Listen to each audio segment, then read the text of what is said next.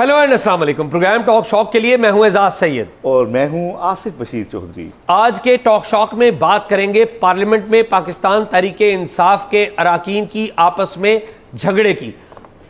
जूता उतर गया, थप्पड़ चल गया, गिरबान पकड़ लिए गए। क्या कहानी है, आंखों देखा हाल सुनाएंगे आपको।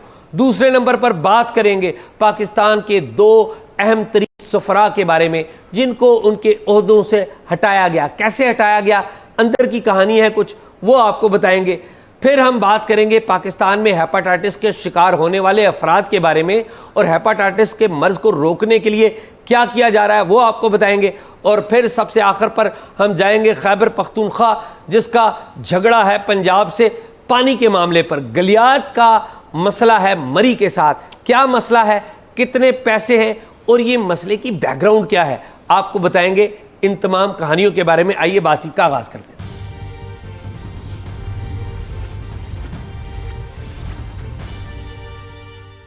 एजाज कैसे हैं आप, खैरियत से? आसिफ मैं ठीक हूँ, आप सुनाएं, खैरियत से? मैं ठीक ठाक हूँ। असम्बली में आज एजाज कोई झगड़ा हुआ, आप वहाँ गए हुए थे, क्या हुआ? आपने भी कोई उसमें कोई बीच बिचाव कराया है? जी आसिफ, मैं तो ऊपर देख रहा था, गैलरी से ही देख रहा था, तो बड़ा अफसोसनाक वाक़या हुआ है। असम्बली में आज तो थप्पड़ भी चल गया, जूता भी उतारा गया, इतना शदीद झगड़ा हुआ। आसिफ अफसोसनाक बात है, आज कौमी असम्बली का इजलास शुरू हुआ, तो कौमी असम्बली के इजलास में जब से ये हो रहे हैं, मौजूदा 2024 की जो असम्बली आई है, उसमें एक चीज़ जो है कामन है। उसमें एक साहब है, उनका नाम है पाकिस्तान तहरीके इंसाफ के MNA, उनका नाम है इकबाल आफरीदी साहब। आप जानते हैं अच्छे तरीके से, हम भी ज़ाहिर है इकट्ठे ही होते हैं नेशनल असम्बली में। तो जब भी असम्बली का इजलास शुरू होता है तो ये आते हैं, एक तो इमरान खान साहब के लिए नारेबाजी करते हैं और इमरान खान साहब की तस्वीर लेके आते हैं, और तीसरा इनका काम ये है कि ये ईवान के अंदर बैठे रहते हैं और देखते हैं जो ही ईवान के अंदर MNAs कम हो, एक मखसूस तादाद में से कम हो। आपको पता है जब तक कि ख़ास तादाद ना हो, 86 अभी है वो, 86 तादाद से कम हो ना, तो ये गिनते रहते हैं कि जो ही कोई कम होगा ना तो ये ऐलान कर देंगे कि जी कोरम कम है इसलिए इजलास नहीं हो सकता। अब रूल्स ये कहते हैं कि जब कोरम की निशानदेही कर दिया जाए तो फिर इजलास पहले तो गिनती करनी, कार्रवाई रुक जाती है, गिनती करनी पड़ती है, और फिर अगर गिनती पूरी ना हो तो फिर इजलास मुलतवी करना पड़ता है, सस्पेंड करना पड़ता है कुछ देर के लिए। तो ये इन्होंने आज यही काम किया कि इजलास जो है कौमी असम्बली की कार्रवाई ना चले। 1.5 घंटा के वक्फे के बाद इजलास दोबारा शुरू हुआ, कार्रवाई चलने लग पड़ी, वक्फा सवालात हुआ, जो लेजिस्लेशन थी वो हुई। जब इजलास आखिरी सांसें ले रहा था, कंप्लीट होने को जा रहा था, तो ख्वाजा आसिफ वज़ीर दिफा जो है वो तकरीर कर रहे थे। तो उस तकरीर के दौरान इकबाल आफरीदी बार बार बीच में लुकमा दे रहे थे। अब वहाँ पर PTI की क़यादत असद कैसर भी वहाँ पर बैठे हुए थे, वहाँ पर गौहर, बैरिस्टर गौहर और ये लोग, ये सारे मौजूद थे।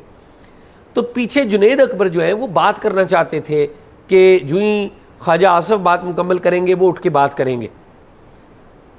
तो जुनैद अकबर ने इकबाल आफरीदी को कहा कि आप रुक जाएं, आप रुक जाएं। तो इकबाल आफरीदी की इनके साथ तलखी हो गई, ज़ुबानी कलामी तलखी जो है वो हो गई।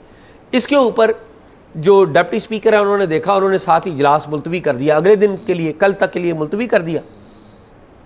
इजलास जो ही ख़त्म हुआ, सारे अरकान जाने लग पड़े, तो इकबाल आफरीदी की जो तलखी है, ऊंची ऊंची आवाज़ में जो गुफ्तगू है जुनैद अकबर के साथ, और ज़्यादा शिद्दत इख्तियार कर गई। जवाब में जुनैद अकबर ये भी तैश में आए। वैसे मैंने जुनैद अकबर को देखा है कि ये अपनी ग्रेस लूज़ नहीं करते होते, मैंने नहीं देखा उनको कभी गुस्से में आते। ईवान के अंदर लुकमा देते हैं जो इकबाल आफरीदी हैं, इसमें कोई शक नहीं है।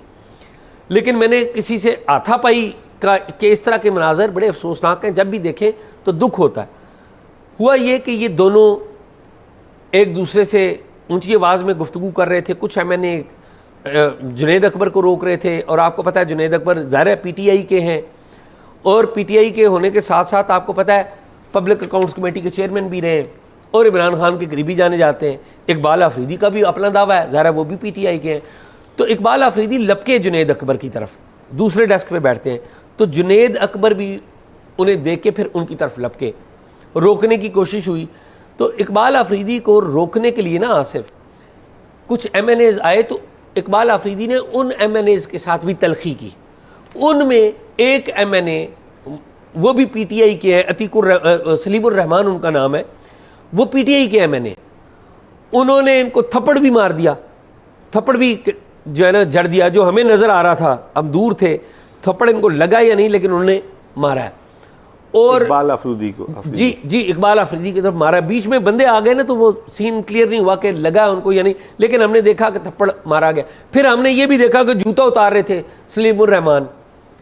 अब एक तो इकबाल अफरीदी ने ये काम किया, दूसरा सलीमुर रहमान। ईवान के अंदर आप यार अपने साथी के ऊपर जूता उठा रहे हैं, क्या हो गया आप लोगों को? मैं आपको ठीक बताऊं है, उसकी वजह। अच्छा मैं लेट मी कंप्लीट।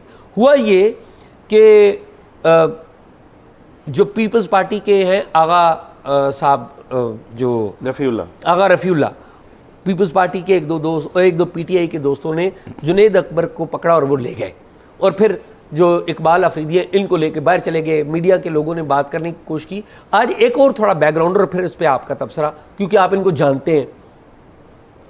आज एक स्टैंडिंग कमेटी थी इंटीरियर, उसका इजलास हो रहा था।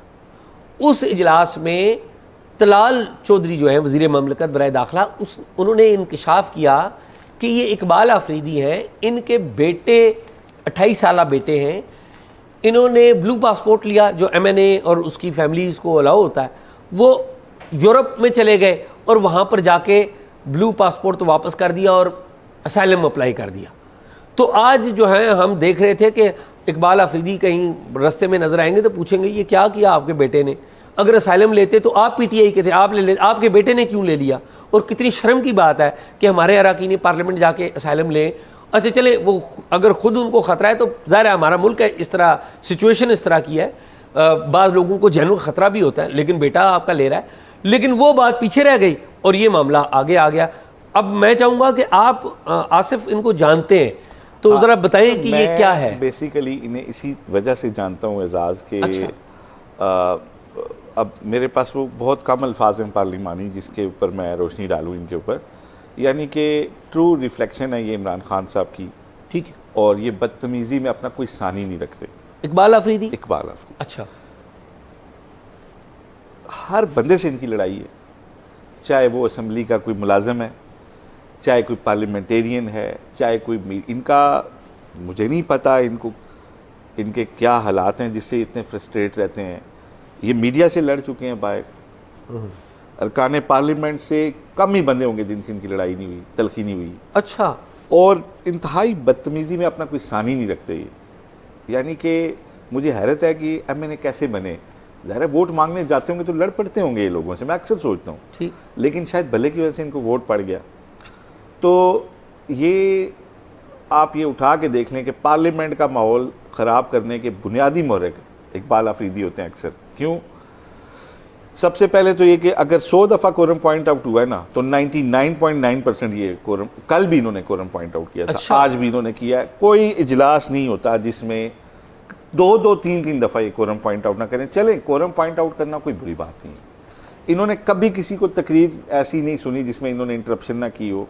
और तो और अपने लोगों की तकरीर में भी इंटरप्शन करते हैं, PTI के लोगों की। अब जुनेद अकबर की आप बात कर रहे हैं, जुनेद अकबर एक बड़े डिसेंट महज़ब पार्लियामेंटेरियन है और वो इन्हें राइटली समझा रहे थे कि हमारा भी मुद्दा आएगा। अब देखें ना, इनकी बदतमीज़ी का फ़ायदा उठा के इजलास जो है मुलतवी कर दिया गया और PTI का पैगाम थ्रू नहीं हो सका। PTI का पैगाम जो ऊपर बैठे मीडिया ने रिपोर्ट करना था वो नहीं हो सका क्योंकि ये ख़राबी पैदा करते हैं। और पार्टी के अंदर लड़ाई, और पार्टी वालों से ये किसी को भी कुछ नहीं समझते। पार्टी है या दूसरी पार्टी है या मीडिया है या कोई गवर्नमेंट एम्प्लॉय है या असम्बली का कोई छोटा अनेबलिंग स्टाफ है, ये किसी से भी बदतमीज़ी करने में देर नहीं करते।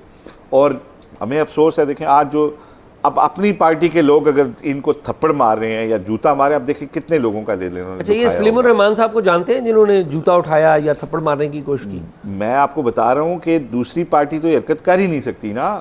ये जो लोग इनके इर्द गिर्द बैठते हैं वो सारे इनको जानते हैं। ये बाहर मीडिया के लोगों ने एक दफ़ा मुझे कंप्लेन की कि जी इनके खिलाफ एक्शन लें कि इन्होंने हमारे साथ। मैंने कहा यार अगर किसी को कोई हार्म नहीं पहुँचा तो आप लोग अवॉइड करें, हमारा बनता नहीं है, पार्लियामेंटेरियंस हैं, मुनासिब नहीं है।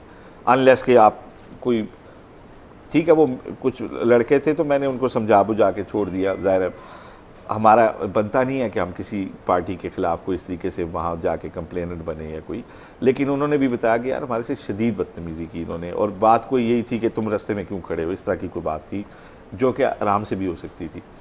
मैं ज़ाती तौर पर ये समझता हूँ कि आज जो वाक़या हुआ है उसमें आप उसकी फुटेज निकाल के देख लें, जुनैद अकबर इन्हें बड़े महज़ब अंदाज में कह रहे होंगे कि यार आप रुक जाएँ, ना करें, करने दें। ये हमेशा उस बात का उल्टा जवाब। वो किसी ने गैलरी से फुटेज बनाई भी है, इसकी कुछ तस्वीरें हमने ली हैं, उसमें से ही कुछ किसी ने गैलरी में को फुटेज बनाई है, तो हमने तस्वीरें उसकी। ओवरऑल पार्लिमानी हिस्ट्री का बदतरीन दिन है कि धक्कम पेल पहले होती रही है, थप्पड़ मारना, जूता उतार लेना, ये गैर रिवायती गैर पार्लिमानी चीज़ें, और हम इसको कंडेम करते हैं। नहीं, ये बहुत अफसोस। और पार्टी के काबरीन को चाहिए कि इकबाल अफरीदी साहब को बिठा के इनका कोई मसला हल कराएं, इनसे पूछा जाए इतने गुस्से में क्यों रहते हैं, इनका कोई वो आज बेटे वाली बात भी मैंने आपको बताई ना। वैसे मैं बेटे वाला मामला तो देखें इंतहाई संगीन है। अगर हमारे अरकान पार्लियामेंट की औलादें मिसयूज़ करें, अगर ये आप सोचें किसी दूसरी जमात ने किया होता तो PTI के जो सोशल मीडिया ट्रॉल्स हैं वो तो आज कोई दूसरी खबर उसके ऊपर चलने ना देते, और आपने मदरलैंड के बारे में जाके ये लिख दिया कि मुझे वहाँ थ्रेट्स हैं। किस ज़मीर के साथ लिखा होगा? असाइलम क्लेम करने वाले तमाम लोगों को के बारे में मेरी ये राय है कि असाइलम क्लेम करना अपनी माँ के साथ एक धोखा करना। जब आप ये कहते हैं ना कि मेरी जान वहाँ ख़तरे में है, हालांकि कई लोगों की जान एजाज़ यहाँ वाकई ख़तरे में भी होती है, लेकिन ये जो रुकने पार्लियामेंट के साहबजादे गए हैं और वहाँ इन्होंने यूरोप में असाइलम ले लिया है, ब्लू पासपोर्ट की भी साथ बेइज्जती की। ब्लू पासपोर्ट ना होता तो शायद इन्हें वीज़ा भी ना मिलता, वीज़ा क्या अपॉइंटमेंट भी यूरोप की ना मिलती। बहरहाल एक बुरी पार्लिमानी रिवायत है और हम इसे कंडेम करते हैं।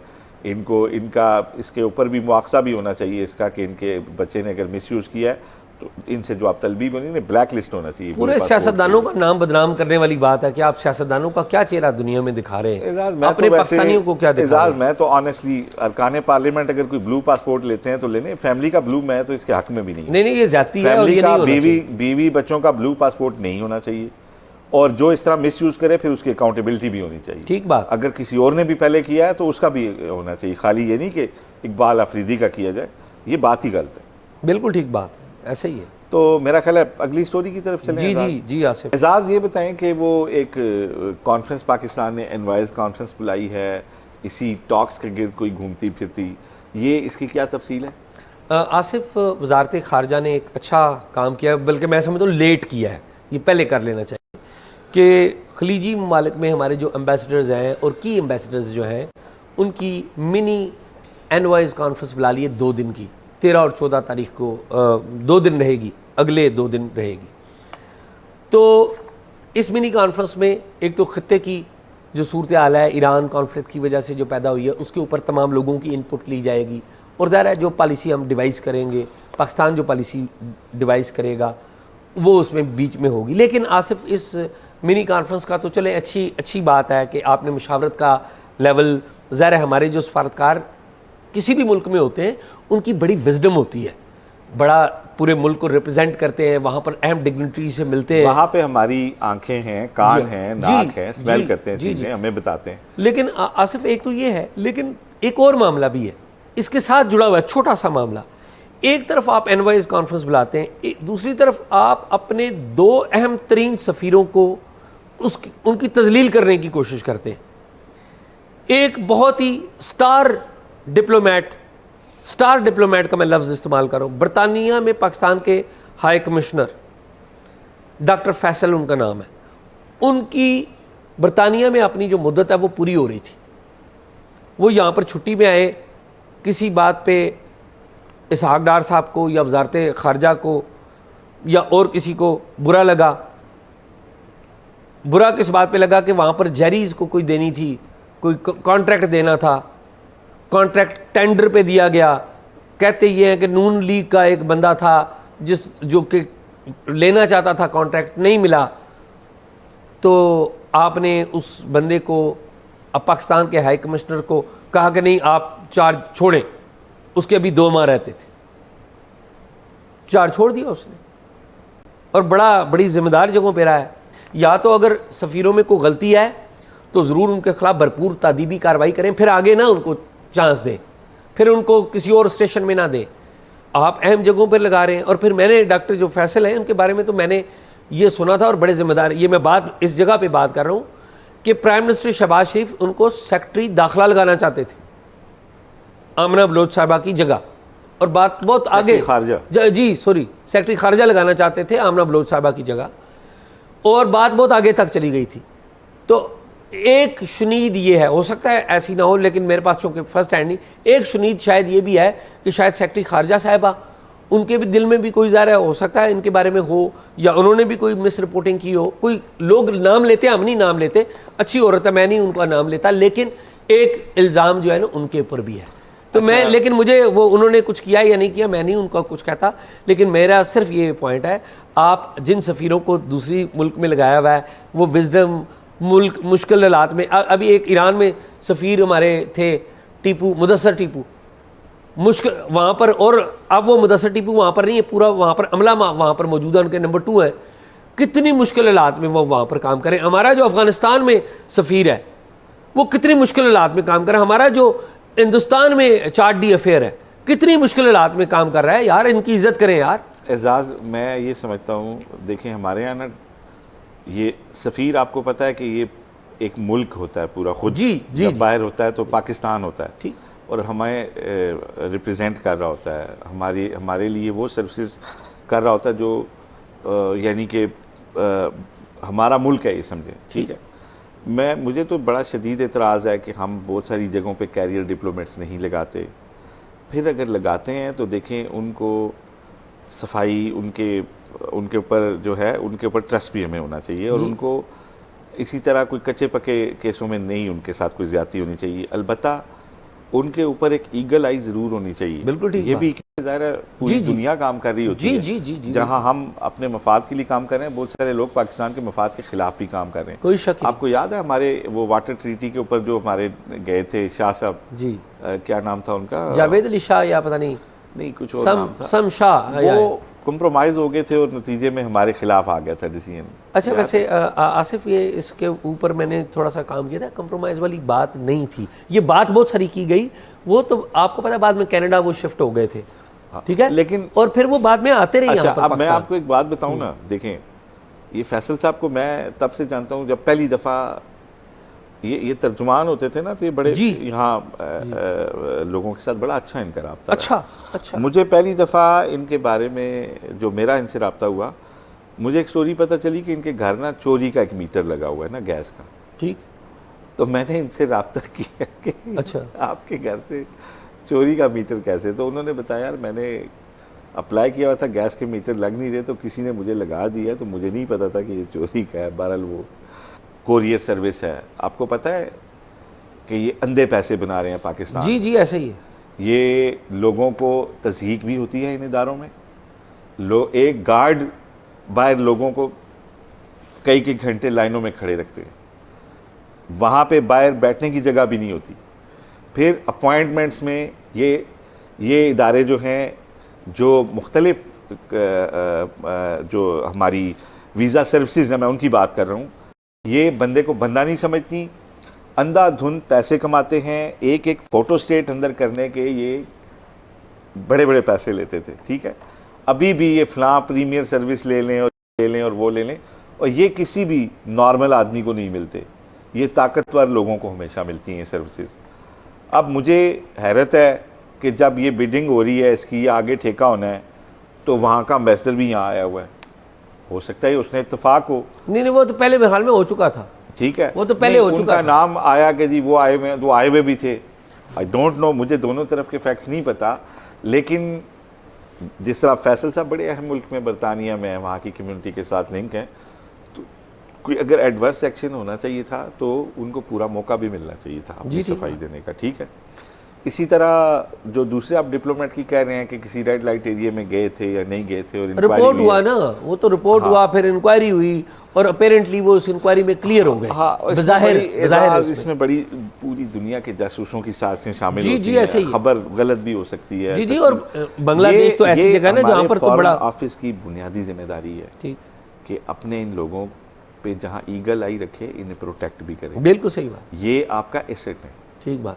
जो डिप्लोमेट हमारे बहुत बुरे हालात वाले डिप्लोमेट भी हैं एजाज, जो कौमी मफाद के हवाले से हम जब पाकिस्तानियों को सुनते हैं तो हमें पता चलता है कि कोई वो किसी पाकिस्तानी को एंटरटेन नहीं करते, लेकिन बड़े बड़े अच्छे डिप्लोमेट भी इनके कोई अंदर शक हैं, ही नहीं, ठीक है। कोई शक। तो ये दोनों तरह का चेक इनके ऊपर बहरहाल होना चाहिए। और जो आपने सूरत हाल बताई है ये अफसोसनाक है। नहीं, मैं तो इसमें जो मेरी जो बड़ी शिकायत है ना, मैं बड़े अदब से शिकायत करूंगा जनाब डिप्टी प्राइम मिनिस्टर इसहाक डार साहब से कि ये उनकी सवाल उनके ऊपर है, ये सेक्रेटरी खारजा के ऊपर भी सवाल है। अभी हम बात करेंगे, आपको पता ना प्रमोशंस अभी जो हुई हैं उनमें भी कुछ सवालात हैं। मेरी एक राय है, अल्लाह करे कभी फॉरेन ऑफिस इस अकाउंटेबिलिटी के हवाले से सोचे। डिप्लोमेट की ना जो इसकी कैरियर में ना इसकी पोस्टिंग ट्रांसफ़र में 5 नंबर ना 100 में से वहाँ के अवाम के फीडबैक के होने चाहिए, जो वहाँ पासपोर्ट बनाने 5 नंबर क्यों ज़्यादा होने चाहिए। मैं एक छोटी सी, ठीक बात, अवाम की तो कोई हैसियत ही नहीं। हाँ ठीक है कि यार हम पासपोर्ट बनवाने गए तो हमें हमारे एम्बेसी ने कितना एंटरटेन किया, हम आईडी कार्ड बनवाने गए तो कितना एंटरटेन किया, हमें कोई अपनी एम्बेसी से काम पड़ा तो रिस्पांस, एम्बेसियाँ फ़ोन ही नहीं उठाती, ऐसे ही लोग अप्लाई करते हैं। मैं कहता हूँ किसी दुश्मन मुल्क के शहरी से वो सलूक नहीं होता जो हमारी एम्बेसी, कोई शक ही नहीं। और इसका जिम्मेदार बराह रास्त एम्बेसडर को ठहराना चाहिए। उसकी अगली ट्रांसफ़र पोस्टिंग में कुछ नंबर इस बात के भी होने चाहिए कि जहाँ से तुम आए हो वहाँ के लोगों का ये फीडबैक है आपके टेन्योर के बारे में। बल्कि कई ऐसे तो एम्बेसडर हैं आसिफ जिनके रवैये के खिलाफ वहाँ पर ओवरसीज पाकिस्तानियों ने एहतजाज किए हैं। ये वहाँ बहुत सारे हमारे बंदे वायसराय बन के फिर रहे होते हैं, और लेकिन बहुत सारे अपराइट लोग भी हैं, पूरे जो बड़े बेहतर लोग भी, पूरी लगन से पाकिस्तान की खिदमत करते हैं, दोनों तरह के लोग, दोनों तरह के नहीं। लेकिन मैं इस पे दोनों पे अगर मैं कहता हूँ कि ये सेक्रेटरी खारजा जिम्मेदार है और हमारे जो वजीर खारजा है नायब वज़ीर आज़म इसहाक डार साहब, ये उनको इस हवाले से पॉलिसी प्रॉपर एक वजह करनी चाहिए। मैं वैसे बाय द वे इसके हवाले से मैंने इनसे रब्ता करने की कोशिश की थी, डॉक्टर फैसल से रब्ता मेरा नहीं हो सका, फिर मैंने तर्जमान दफ्तर खारजा से भी रब्ता किया था। अगर उनका कोई जवाब आया या अगर ये कोई जवाब देना चाहे, अगर कोई राय देना, अगर सेक्रेटरी खारजा और डिप्टी प्राइम मिनिस्टर कोई राय दें, हम उनको एंटरटेन करेंगे, हम उनकी रिस्पेक्ट करते हैं। जो उन्होंने ये डिप्लोमेसी की ईरान के हवाले से जो कॉन्फ्लिक्ट में हम उनकी तारीफ़ करते हैं इस पर। लेकिन जो गलत बात है अभी वो किसी दिन करेंगे, मैं फैक्ट्स इकट्ठे कर रहा हूँ कि किन लोगों को गलत प्रमोशन दी गई, एम्बेसडर किसी ने नहीं लगना तो उसको लगा दिएगा, वो करेंगे उसके ऊपर भी बात। खैर आसिफ, तो आसिफ ये तो इधर हो गई। आसिफ, एक बहुत बड़ा मसला है पाकिस्तान में और वो मसला ज़्यादातर है पानी, गंदा पानी पीने से, हेपेटाइटिस का मसला, बहुत सारे लोग बीमार हैं। तो आज सुना कोई एक्टिविटी है और कोई इसकी रोकथाम के लिए कोई काम शुरू हो रहा है, क्या है मामला वो? एजाज, हेपेटाइटिस का हम इतना बुरी तरह से शिकार हैं कि पूरी दुनिया में टोटल जो 6 करोड़ हेपेटाइटिस के लोग हैं और उसमें से 1 करोड़ 10 लाख पाकिस्तान में और बाकी पूरी दुनिया में। हम पहले नंबर पे इसका शिकार हैं पूरी दुनिया में। और अफसोसनाक बात यह है कि इस बीमारी में से 80% लोगों को ये नहीं पता होता कि वो इसका शिकार हैं, और इसी वजह से जब ये बिगड़, वैसे तो ये क्योरेबल है, ये इसका इलाज हो जाता है, इसमें ना जिगर आपका सुकड़ जाता है, ठीक है, और गंदे पानी से और इस तरह ये फैलती है। और इसमें होता क्या है कि हेपेटाइटिस के जब लोगों को पता नहीं होता, स्क्रीनिंग नहीं होती, तो एंड ऑफ द डे ये जिगर के कैंसर में कन्वर्ट हो जाता है। ठीक। और आपको पता है कि जिगर का ट्रांसप्लांट करना कितना महंगा अमल है, बहुत महंगा। अभी आके पाकिस्तान में हमने शुरू किया, लेकिन जब तक बाहर जाते थे करोड़ों रुपए लगते थे, और अभी भी इवन पाकिस्तान में अभी भी ये 40-50 लाख रुपए का इलाज है सरकारी सरपरस्ती के बावजूद, ठीक है। तो और ये बड़ा एक, फिर इसमें डोनर भी चाहिए होता है, बहुत मुश्किल ये इलाज भी है। तो इसके साथ हम 10-12 सालों से लड़ रहे हैं बड़े उसके साथ, लेकिन अब पहली दफ़ा वज़ीर-ए-आज़म पाकिस्तान का एक प्रोग्राम लॉन्च किया गया है इस फोकस्ड हेपेटाइटिस के ऊपर, जिसमें आज उसकी सॉफ्ट लॉन्चिंग हुई है। और उसमें हमने टारगेट किया है कि हम 2030 तक पाकिस्तान को हेपेटाइटिस से फ्री कंट्री करेंगे। उस सिलसिले में सबसे पहले जो बात है वो यही है कि 80% लोगों को तो पता ही नहीं है, तो बुनियादी चीज़ है स्क्रीनिंग। तो हुकूमत अब पूरे पाकिस्तान में इसकी स्क्रीनिंग के सेंटर्स बनाने जा रही है। आज सिर्फ जो आज हुआ है उसमें कोई 12 सेंटर्स का इफ्तिताह हुआ है, आज आगाज़ हुआ है, सॉफ्ट लॉन्चिंग थी इसकी। आपको पता है बड़े एक्टिवली काम कर रहे हैं वज़ीर सेहत सैयद मुस्तफ़ा कमाल, उन्होंने यहाँ NIH में इसकी सॉफ्ट लॉन्चिंग भी की और इसके बारे में बताया कि हुकूमत ने 67 अरब रुपए रखे हैं। और उन्होंने कहा कि बात असल में ये है कि ये जो सेहत है ना, ये हमारी मुल्क की सलामती से जुड़ी है और हमारी मैशियत से जुड़ी है। 67 अरब रुपए हेपेटाइटिस के लिए क्यों रखे हैं कि अगर आप इसको बीमारी को कैंसर, जिगर के कैंसर तक होने जाने देंगे तो ये अरबों के बजाय खरबों का बजट आपका चला जाएगा, आपका पूरा बजट अनबैलेंस हो सकता है। एजाज अभी भी ये पैसे कम हैं, लेकिन जाहिर है कि बहुत अच्छा इनिशिएटिव है और मैं समझता हूँ पहली बार इसको इतना फोकस किया गया और साथ नादरा को मिलाया गया है कि जिन लोगों की स्क्रीनिंग होगी फिर उनका एक रिकॉर्ड होगा। हुकूमत ना सिर्फ इसकी स्क्रीनिंग फ्री करेगी बल्कि 7,000 रुपये तक की जो अद्वियात हैं, ठीक है, वो भी हुकूमत लोगों को फ्री देगी। अगर किसी का पहला टेस्ट मुस्बत निकलेगा तो फिर एक PCR टेस्ट होगा, वो किया जाएगा। पहली जो स्क्रीनिंग है बड़ी आसान सी है, जिस तरह आप शुगर का एक आप देखते हैं ना कि ये आपकी फिंगर से वो एक टिप लेते हैं ब्लड का और वो चेक हो जाता है। ठीक बात। तो पहला टेस्ट बड़ा बुनियादी सा है, ठीक। और सरकारी अस्पतालों में भी शुरू होने जा रहा है। तो पाकिस्तानियों को चाहिए कि हम सबको चाहिए, हमें नहीं पता कि हम इसका शिकार हैं या नहीं है जब तक कि तस्दीक नहीं हो जाती कि हम इसका शिकार नहीं हैं। तो हम सबको इसमें स्क्रीनिंग में जाना चाहिए और नादरा के पास डाटे के साथ हम इसको लिंक कर रहे हैं, तो ये भी बड़ी ज़बरदस्त बात है। आज वहाँ सारे डोनर्स भी आए हुए थे, स्टेक होल्डर्स भी आए हुए थे, चेयरमैन नादरा भी आए हुए थे, मिनिस्टर साहब भी आए हुए थे। बड़े दर्द दिल के साथ वो बात कर रहे थे और उन्होंने कहा जी कि इस वक्त सूरत हाल ये है कि हमारे हेल्थ सिस्टम के ऊपर इतना ज़्यादा दबाव है कि जिस डॉक्टर को 30 मरीज़ देखने चाहिए डेली, वो 350 मरीज़ डेली देखता है। ठीक। तो ज़ाहिर है क्वालिटी भी इतना ज़्यादा बर्डन है, अस्पतालों में जाएं तो लगता है जलसा हो रहा है। तो सैयद मुस्तफ़ा कमाल ने आज इसका ना सिर्फ ये कि इफ्तिताह कर दिया है, सॉफ्ट लॉन्च कर दिया है इसकी स्क्रीनिंग के हवाले से, बल्कि उन्होंने एक मीडिया से भी दरख्वास्त की, सब लोगों से दरख्वास्त की कि जो भी जहाँ पे भी आप जाएँ इस चीज़ का प्रचार करें कि स्क्रीनिंग मुफ्त है, प्लीज़ जाएँ स्क्रीनिंग कराएँ। अगर खुदा न खास्ता किसी को ये बीमारी है तो इसको लाइलाज होने से पहले रोक लें। ठीक ठीक ठीक बात। तो ये एक मेरे पास थी स्टोरी जो 1 करोड़ 10 लाख पाकिस्तानी तो रजिस्टर्ड हैं हमारे पास जो इसका शिकार हैं, और आप क्योंकि 80% लोगों को पता ही नहीं होता तो आप सोच सकते हैं कि खुदा न खास्ता कितना बड़ा फिगर हो सकता है। बिल्कुल ठीक तो हम सबको पहली फुर्सत में मेरा ख्याल है कोई शक नहीं, कोई शक, I totally agree with you ji. Ejaz अब मेरा ख्याल है लास्ट स्टोरी की तरफ चलें। लास्ट स्टोरी हमारे पास KP से है, जहाँ पे खैबर पख्तूनख्वा से, हाँ खैबर पख्तूनख्वा से है, जहाँ पे अंग्रेज़ दौर के पानी के वाटर रिजर्वायर हैं जिनके हवाले से लोकल लोगों का बड़ा एक कंसर्न है। तो ये क्या इसकी डिटेल है? बिल्कुल आसिफ, वैसे मामला तो शुरू होता है ये अंग्रेज़ दौर से 1891-94 से ये शुरू होता है मामला। और उस वक्त तो आपको पता है मरी और गलियात वगैरह इनकी म्यूनसिपैलिटी जो है वो तकरीबन एक ही थी। तो बरतानवी दौर में पानी जो है वो गलियात वगैरह को चाहिए था, मरी को चाहिए था, तो गलियात से पानी जाता था।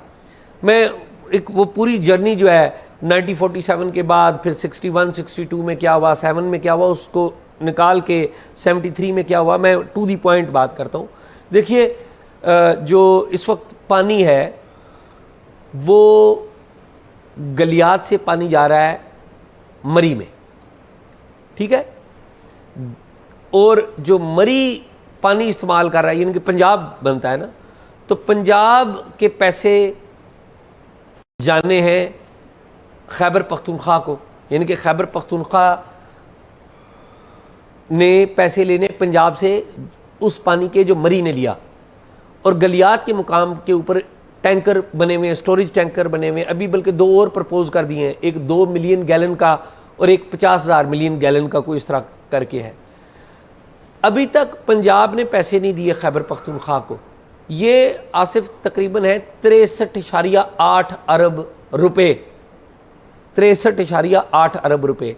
अब ये मामला इतना शिद्दत इख्तियार कर गया है और PTI की गवर्नमेंट ने इसे बड़ा उठाया है कि देखें जी हमारा पैसे नहीं गवर्नमेंट दे रही, और अब जो इंटरप्रोविंशियल कोऑर्डिनेशन जो काउंसिल है जिसमें चारों वज़राए आला आते हैं और वज़ीर आज़म, वहाँ पर भी ये मामला डिस्कस होगा, और दोनों हुकूमतें बड़ा काम कर रही हैं। वफाकी हुकूमत भी काम कर रही है, पंजाब की काम भी कर रही है, खैबर पख्तूनख्वा की हुकूमत जिसने पैसे लेने हैं वो भी बड़ा काम कर रही है।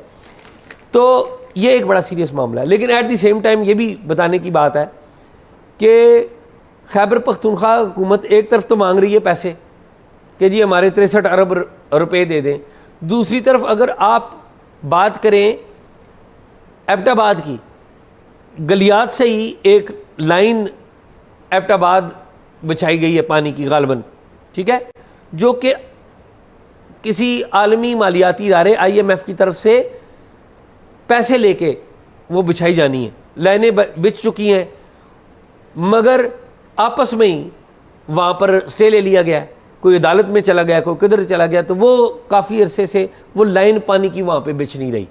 यानी कि अपने सूबे में आप अपने ज़िले को पानी नहीं दे पा रहे, लड़ाई आप दूसरों से कर रहे हैं। करें, मैं ये नहीं करूँगा नहीं करें, लेकिन मेहरबानी करें एबटाबाद वालों को भी पानी दे दें, और वो जो आपने पैसे लिए हुए गालबन IMF से नहीं, एशियन डेवलपमेंट बैंक से, वो उन पर अमल दरामद करें। तो ये आसिफ सूरत हाल है। वैसे इस पे हमने डिटेल बात करनी थी, हमारा 3-4 दिन हो गए हम प्लान करते हैं, वो नहीं हो पा रहा। देखें ना, इसमें तो एक बड़ा मुसलमान असूल है कि कोई भी जो भी आपके होते हैं, कोई भी एसेट होता है किसी भी जगह का, तो सबसे पहला हक तो वहाँ के मकामी लोगों, कोई शक नहीं, ठीक है। और पानी तो लाइफ है, और पानी अगर गलियात में इकट्ठा हो रहा है और गलियात का है, तो सबसे पहला हक गलियात के लोगों का बनता है, उन्हें मिलना चाहिए। फिर अगर वहाँ से कोई दूसरा लेके जाता है तो उसकी कीमत देनी चाहिए। ये तो बड़े मुसलमान और बुनियादी असूल हैं।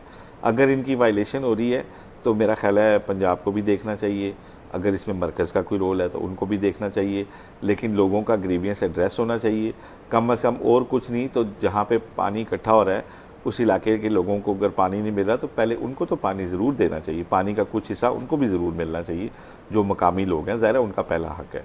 तो मेरा ख्याल है ये मैटर अब अदालत में है या अभी जाएगा? जी अभी तो चलेगा ना, ये इंटरप्रेंशियल कोऑर्डिनेशन कमेटी है, उसमें अनरेस्ट है तो मेरा ख्याल है हुकूमतों को इस पर नोटिस, कोई शक ही नहीं है इसमें।